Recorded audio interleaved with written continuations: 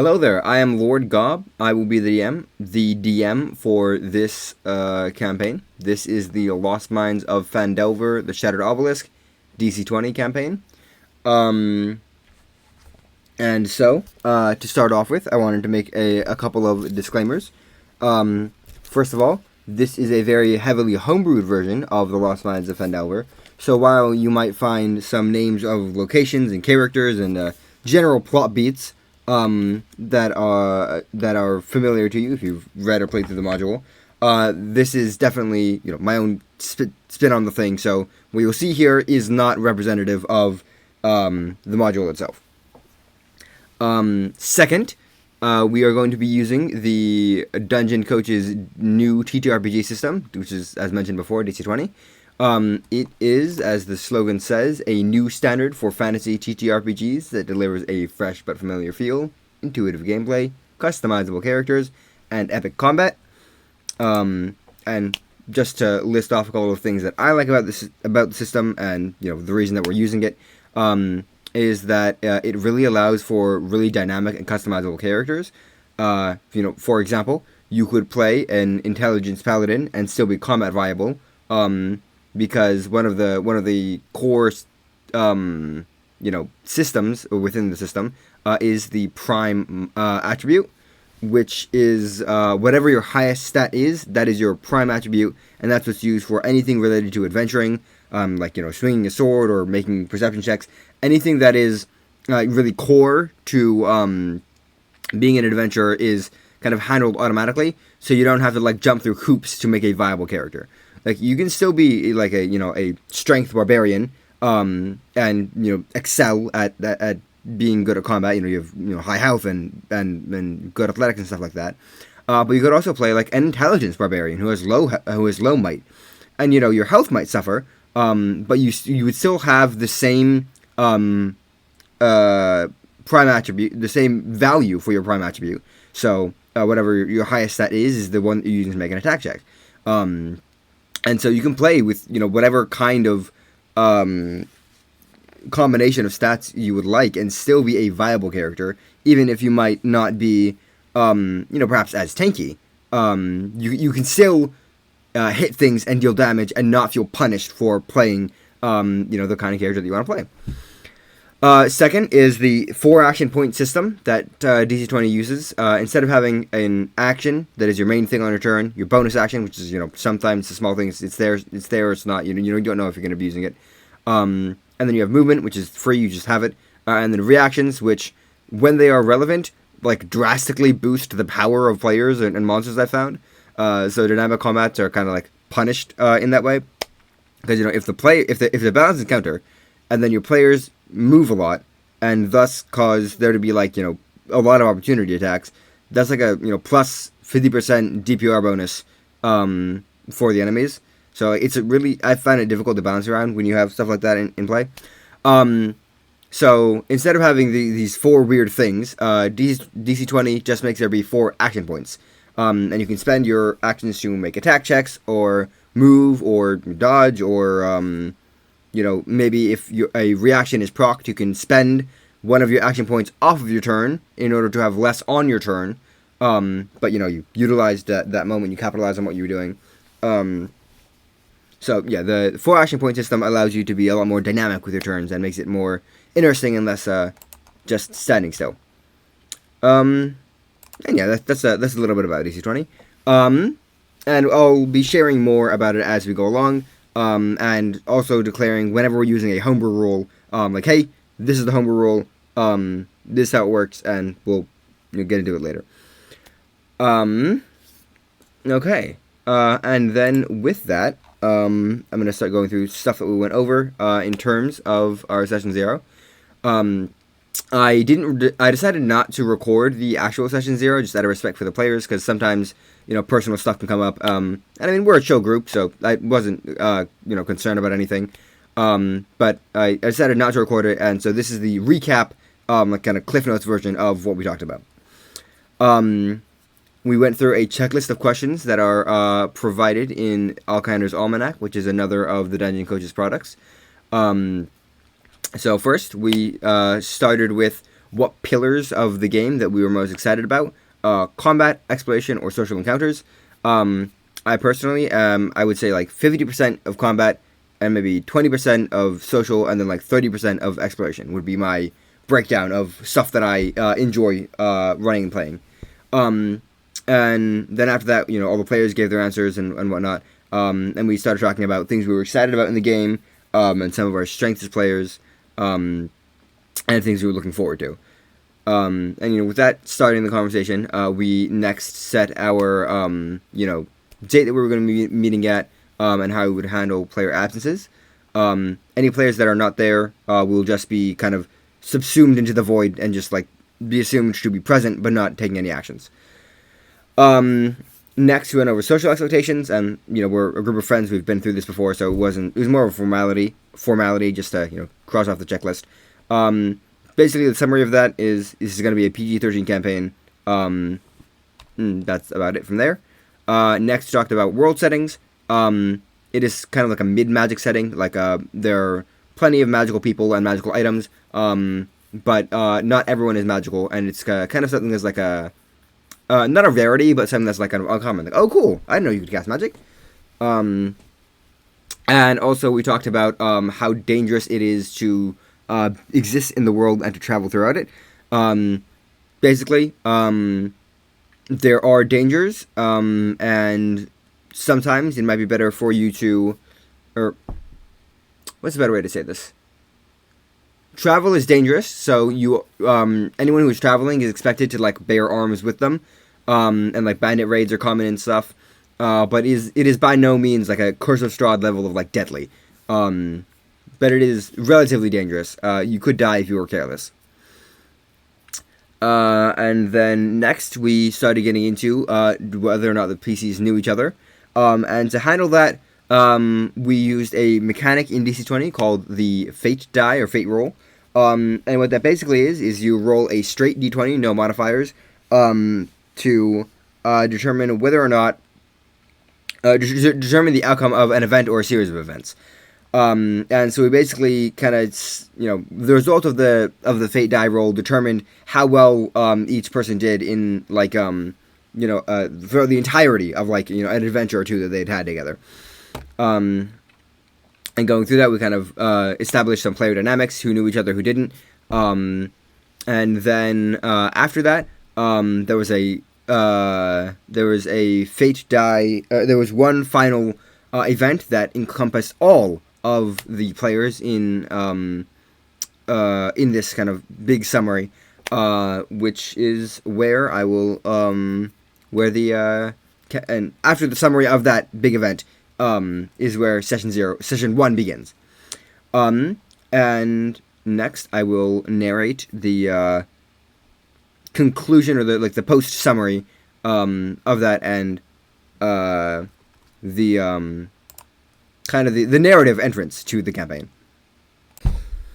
The prime jewel of the Sword Coast stands on a hill beside the sea. Neverwinter, they call it, as it is one of the few cities that can keep its smiles warm and bellies full year-round. The outer rung of the city is encased in a tall stone wall to protect from the semi-frequent monster raids that plague the city.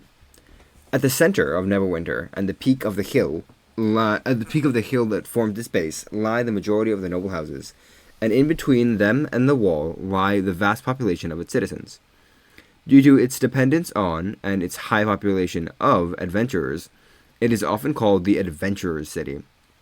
From magic item traders to dungeon delvers to blacksmiths and more, a vast variety of adventuring stores can be found throughout this region of the city. Currently, we are reaching the end of the summer months and after a long year of hard work.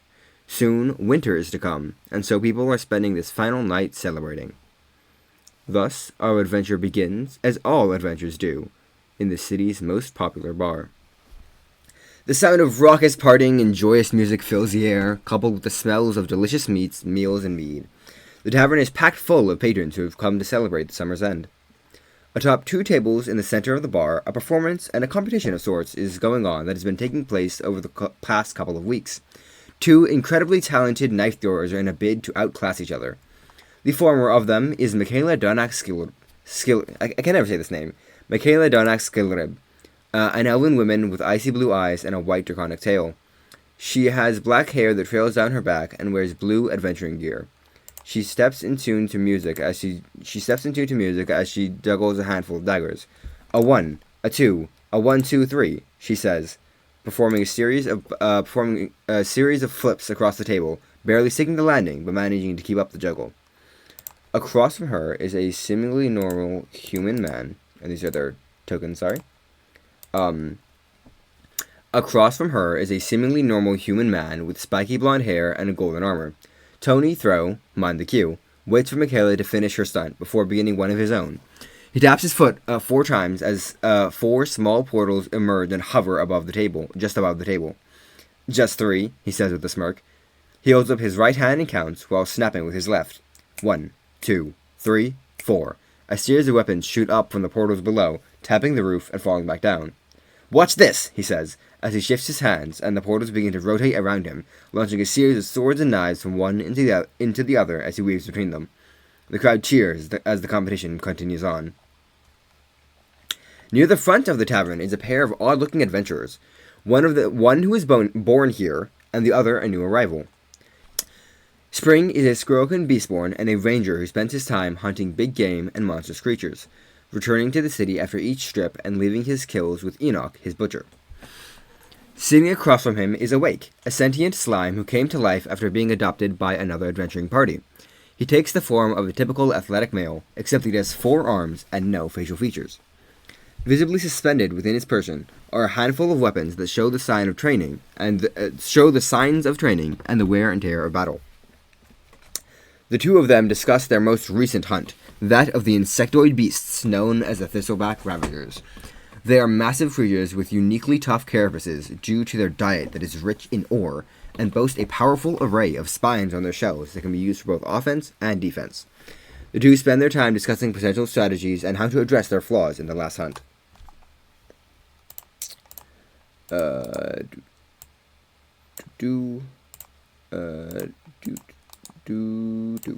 Okay. In the darkest corner of the tavern, a mysterious catfolk beastborn sits and enjoys the show. Mahina's fur is reminiscent of a snow leopard's. She has a black cloak and 2 holes for her ears and is always wearing gloves. Although she has come to the bar to watch the famed feud between Michaela and Tonē, she is on the lookout for one of her associates. She'd come here to meet up with him and learn what her next mission would be, but hasn't been able to spot him in the crowd. Whatever, she thinks. I can just find him later. For now, I'll sit and watch. As the night parties on, Mahina notices something in the dark horizon of the sunless sky. Curious, as is her nature, she decides to leave the tavern to see what's going on. As the sound of the tavern starts to fade, the disturbance in the skyline starts to become clearer. A green light shines above the mountains in the distance like a tiny beacon. She decides to climb a tree to get a better look at it. Is it growing? She thinks to herself. Back at the tavern, a murmur has begun to spread through the crowd as more and more people leave to take a look at the sky. This tiny beacon has now spread and become an aurora emanating from the peaks of the Sword Mountains. For a brief moment, the people of Neverwinter stand in awe of its beauty.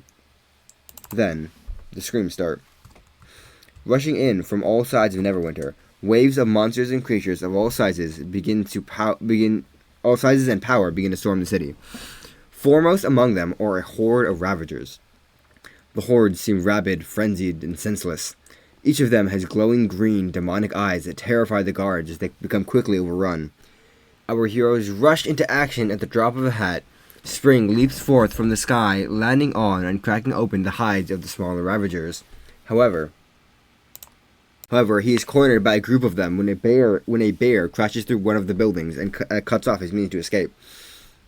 Recalling her past experience with these monsters and knowing that there is little she could do all by herself, Michaela calls the attention of 3 nearby guards to help expose the softest parts of their carapace, the joints in their legs. Unsure what to do from her perch as the streets become overrun with monsters, Mahina fires a few of her arrows trying to help, but is mostly trying to survey the situation from above. This backfires when a fireball explodes at the base of the tree and it begins to fall. Though she lands on her feet, Though she lands on her feet, she ends up pinned underneath a massive log. Lucky for her, Awake is nearby and leaves a pair of guards to finish his battle with a dire wolf. Contracting and stretching over and through a pile of rubble, Awake uses his amorphous body to slip underneath the log and free her from it. Go, go, go, go, go! He shouts, straining from the weight of the log. She rolls out from underneath just as Awake briefly becomes as thin as a pancake and reforms himself before continuing to fight. Meanwhile, Tonē is nowhere to be found. Across the city, adventuring parties start to pop up and tear holes into the monster barrage. Fireballs, streaks of lightning, whirlwinds, and divine auras explode onto the scene. The adventurers of Neverwinter are a force to be reckoned with, mighty as they are few. The Order of the Griffin, some of Neverwinter's most elite guardsmen, charge into the fray from the barracks at the crest of the hill. Altogether, the forces of Neverwinter fight back against the monster horde, managing to keep them at bay for a solid hour. As the end of the hour drags by, blood, bodies, and the sound of brutal combat now fill the streets. The Aurora above, continually growing, now spreads to fill the entirety of the sky as the worst of the onslaught begins. With renewed power and vigor, the larger, most powerful beasts are able to pierce through the walls of Neverwinter. As the walls begin to crash down, the leader of the horde emerges into the city. The Ravager Queen. As the chaos ensues, everyone's attention is soon brought to the central bell tower and one Tonē Thröq who stands at its summit. Above him lies an open portal to a dragon's horde. Pouring forth from the portal, the weapons begin to strike down like meteors into the stampede below. A torrent of magical steel and blood makes safe at least one building during the siege. The focus of the battle shifts from a panicked assault from all directions to a focused defense of the central bell tower. Another hour later into the siege, the forces of man have begun to falter. Buildings lay demolished, and civilians have either fled the city or taken shelter in the bell tower. What guards and adventurers remain are heavily wounded, and retreating closer and closer to the bell tower. However, just as all starts to seem lost, the Aurora begins to fade. Soon after, the enhanced frenzy of the beasts follows suit, weakening in power, and the tide is able to turn back in mankind's favor. The guard captain, Sildar Howlwinter, immediately redirects the focus of his remaining forces. Praying that this weakness will last long enough to end the battle, he attempts to fell the behemoth thistleback ravagers that they have been keeping at bay. Their numbers start to plummet.